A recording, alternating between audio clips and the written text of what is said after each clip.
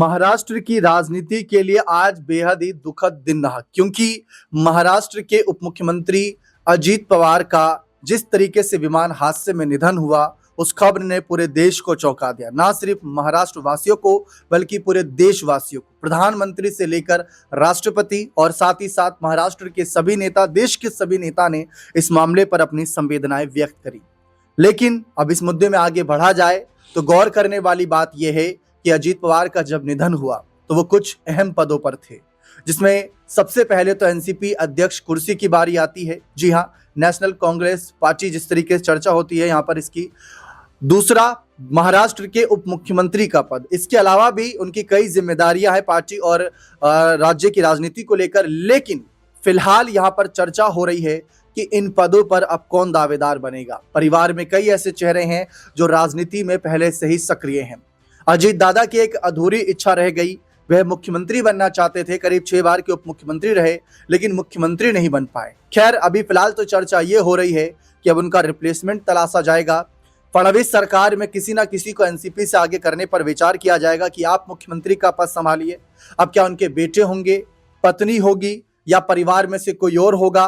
क्या शरद पवार की पार्टी और अजीत दादा की पार्टी का विलय हो जाएगा तो सुप्रिया सुले को उप मुख्यमंत्री बना दिया जाएगा? ऐसे तमाम कयास सोशल मीडिया पर चल रहे हैं। इन्हीं कयासों पर ज्यादा जानकारी लेते हैं अपने खास वरिष्ठ सहयोगी अमन सर से कि सर, क्या लगता है कि एनसीपी के प्रमुख अजीत पवार का जिस तरीके से निधन हुआ विमान हादसे में बेहद दुखद है, लेकिन राजनीति है, जनता की सेवा करनी है, कामकाज नहीं रुकेगा, ये बात आप भी जानते हैं, हम भी। तो इसके लिए किसी ना किसी को आगे करना होगा, किसी ना किसी को जिम्मेदारी सौंपनी होगी। तो फिलहाल कौन लगता है कि वो जिम्मेदारी के इस समय लायक, या फिर यूं कहे कि इस कद के हिसाब से है? देखिए, बिल्कुल अब इसके बाद तो कहीं न कहीं देखना पड़ेगा, क्योंकि जो दुखद हादसा हुआ है उससे पूरा परिवार कहीं न कहीं गमगीन है, पूरा महाराष्ट्र गमगीन है, पूरा देश कहीं न कहीं इस समय मातम में है कि भाई एक होनहार और कह सकते हैं कि अनुभवी नेता का इस तरह से दुनिया से जाना वाक़ई सदमे से किसी के लिए कम की बात नहीं है। लेकिन जिस तरह से आप भी कह रहे हैं कि देखिए, अब इससे आगे बढ़कर क्या एनसीपी जो अजीत पवार है वो किस तरह से अपने आप को देखती हुई दिखाई पड़ेगी, वो कौन-कौन चेहरे होंगे जो इस पार्टी को संभालते हुए नज़र आएँगे? क्या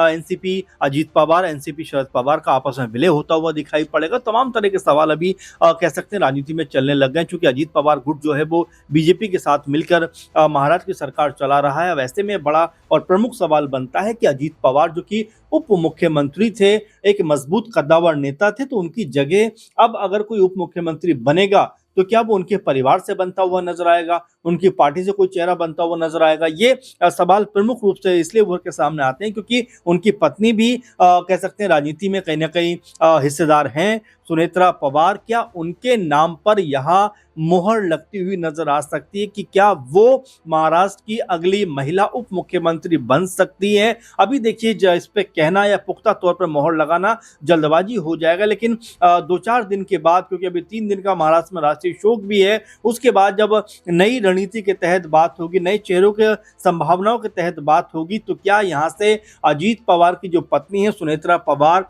उनके नाम पे मंथन होता हुआ दिखाई पड़ेगा? एक बात। दूसरी बात, उनके बेटे हैं पार्थ पवार, जो इससे पहले कह सकते हैं लोकसभा का चुनाव भी लड़ चुके हैं, लेकिन हार गए थे वो चुनाव, ये अलग बात है। लेकिन हाँ, ये हम जरूर मानेंगे कि राजनीतिक तौर पर वो आगे बढ़ना चाहते हैं, लेकिन क्या अपने पिता की जगह वो यहाँ पर बैठते हुए दिखाई पड़ेंगे? क्या उनको कह सकते हैं कि जो गठबंधन है वो आगे बढ़ाता हुआ दिखाई पड़ेगा? क्योंकि हमने ऐसे तमाम एग्जाम्पल देखे जहां पर पिता के बाद उनके बेटे को आगे बढ़ाया जाता है। नितिन नवीन जो बीजेपी के अध्यक्ष हैं, अपने पिता के बाद ही राजनीति में सक्रिय होते हुए दिखाई पड़े थे। तो ये कई तरह के एग्जाम्पल है जहां पर बेटे पिता के बाद राजनीति में आगे बढ़ते हुए दिखाई पड़ते हैं। हमने देखा झारखंड की जिस तरह से एक सीट के ऊपर उपचुनाव हुआ, वहां पर भी पिता की मौत के बाद बेटे को पार्टी ने टिकट दिया जेएमएम ने, और वो चुनाव जीते हुए भी नजर आए। तो ये तमाम बार देखा गया। तो ऐसे में क्या पार्थ पवार वो नाम हो सकते हैं? बड़े बेटे हैं जय पवार, छोटे बेटे हैं उनके, जिनकी हाल ही में शादी भी हुई थी,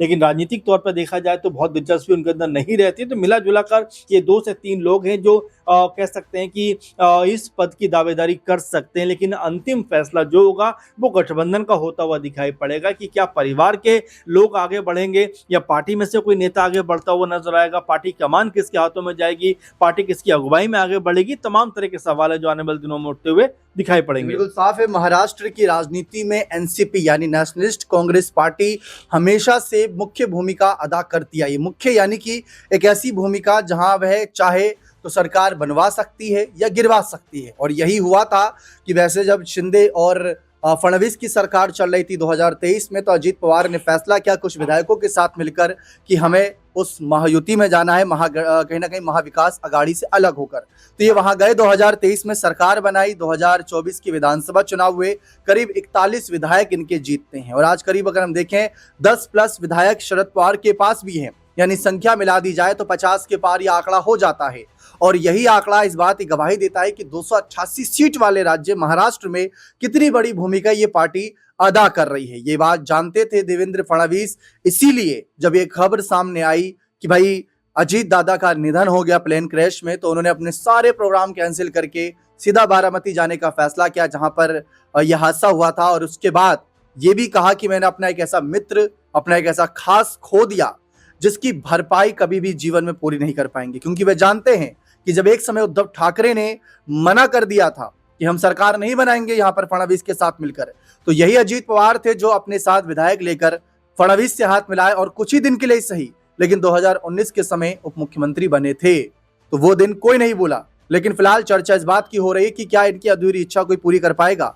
सर, क्या लगता है कि अगर अधूरी इच्छा का सवाल आता है तो जितने भी नाम आपने गिनाए सब नो डाउट कोई भी जो है नए चेहरे कमाल कर सकते हैं, पुराने कमाल करते रहे हैं। क्या अब परिवार में शरद पवार की सुनी जाएगी क्योंकि सीनियर वही नजर आते हैं, या फिर जो अभी ये कलह चल रही थी पारिवारिक, क्या इसको समाप्त कर दिया जाएगा ताकि कोई ऐसा चेहरा निकले जो अजीत पवार की इच्छा को पूरी करे। हमने उत्तर प्रदेश की राजनीति में देखा था जब धरती पुत्र मुलायम सिंह यादव का निधन हुआ था तो चाचा शिवपाल और अखिलेश के बीच जोरदार जंग चल रही थी उससे पहले, लेकिन फिर उसके बाद उन्होंने एक दूसरे के खिलाफ बयानबाजी करना बंद कर दिया, एक दूसरे के साथ आ गए, पार्टी का विलय कर दिया शिवपाल ने समाजवादी पार्टी में, और उसके बाद आज देखिए आपकी लोकसभा में नंबर 3 की पार्टी बनी बैठी है समाजवादी। तो क्या वही नजारा महाराष्ट्र में होगा? देखिए बिल्कुल, और जाहिर बात है क्योंकि जिस तरह का निधन हुआ है, मौत हुई, उसके बाद परिवार गमगीन है, मातम में है। आप देख रहे हैं चाहे शरद पवार हो, सुप्रिया सुले हो, चाहे रोहित पवार हो, जितने परिवार के सदस्य हो, किस तरह से इस समय गमगीन दिखाई पड़ते हैं। रोहित पवार का जो फुटेज सामने आया उसमें जोर जोर से रोते हुए